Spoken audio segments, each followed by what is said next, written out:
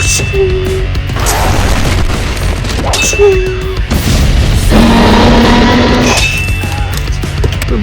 not me, not me. I am Optimus Prime.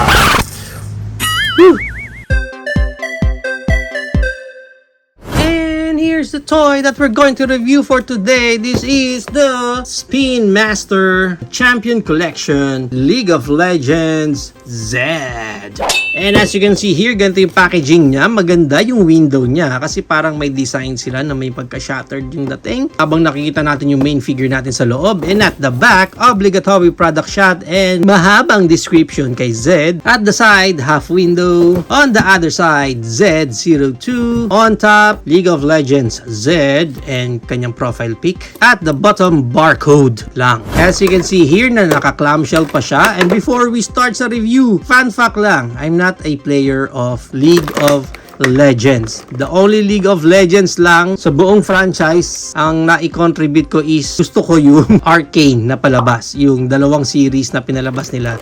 Yun. Gustong gusto ko yun. But the game itself is, hindi ako naintay sa game and never talaga akong nag-dwell in sa game na ito. Pero, eto, meron tayong character na si Zed. So, right now, i-unclam na natin yan. So, let's take a look muna yung overall aesthetic dito ni Zed. Yan ang pinaka-itsura niya. Ang ganda ng blade niya dito sa side. Sa likod, ang ganda rin ng design. Nice. Okay. Cool. Let's take a closer look sa kanyang face. Okay din naman yung face niya. Parang may puti pa doon sa pinakamata niya, no? Hindi siya basta red lang. Okay, okay. Nice, nice. Yan. And para sa kanyang articulation, yung head niya, naro-rotate pa sana yan 360. Yun nga lang, nakaharang itong parang cloak niya dito sa mga side nung head niya. That's why nagkakaroon ng hindrance kung i-articulate nyo. Wala na siyang any look up and down. Sa shoulder niya, ito, naro-rotate yan. Itong dalawa na to, pwedeng pa ganyan or pwedeng pa ganon. I don't know kung anong pinaka-itsura niya sa game,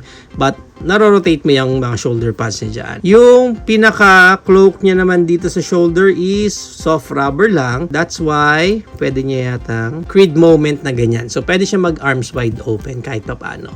And yung shoulder niya na yan, pwede pang ma-rotate yan. Sana, 360. Yun nga lang, nakaharang na itong pinaka-outfit niya dyan. Pagdating sa elbow niya, double jointed. Meron doon sa taas and dito sa baba nung elbow niya. Sa kamay niya, naro-rotate yan 360 and may up na ganyan and may down na ganyan.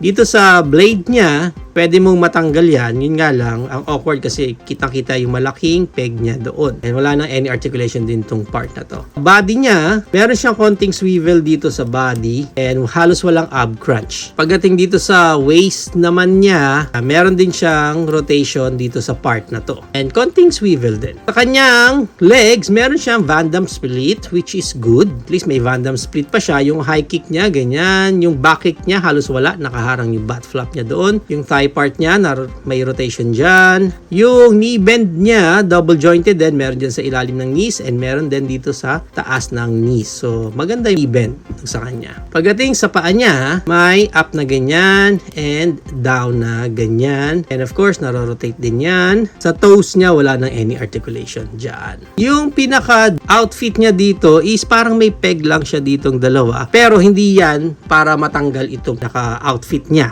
Kasi nakaglue na mismo doon sa body niya. So, ang pinaka-purpose nitong dalawang peg niya dyan, akala mo pigsa, is para yan dito sa kanyang dalawang accessories. Yan, wherein parang kanyang shuriken.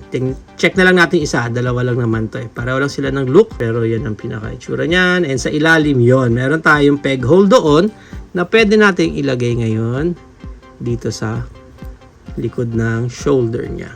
Yan, okay, ganyan ang pinaka-itsura niyan pag nasa likod niya na. Meron pa siyang isang accessories dito, which is yung kanyang stand. Yan, may L nakalagay dyan. Loser! Dahil League of Legends ang ibig sabihin yan. Anyway, yan, ang pinaka-itsura nung stand niya. Kahit pa paano may design naman silang ginawa dyan. And of course, meron tayong peg dyan sa paa niya.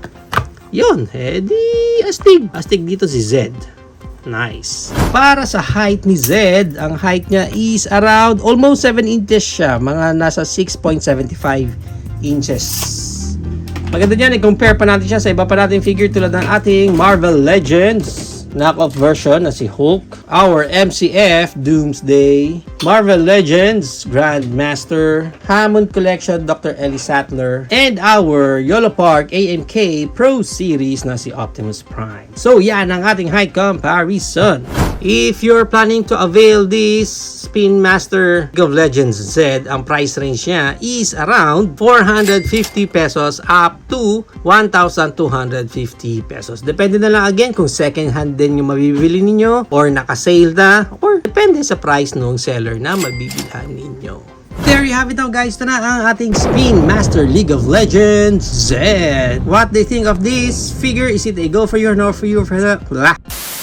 What do you think of this figure? Is it a go for you or a no for you? Whatever thoughts, please comment it down below. But for me, kinuha ko lang naman tong set na to for the sake na parang pang-additional ko siya doon sa overall collection na binubuo ko. Hindi ako mahilig nga sa League of Legends. Wala akong plan na laruin ito. Although nagustuhan ko rin naman yung overall look dito ni Zed na parang may pagka-ninja type or stealth type yung datingan niya na I think babagay doon sa binubuo ko nga na collection. Given na naka-sale naman na siya nung nabili ko and given na maayos din naman yung overall look niya, I think it's a good catch na rin na maidagdag ko to sa collection ko.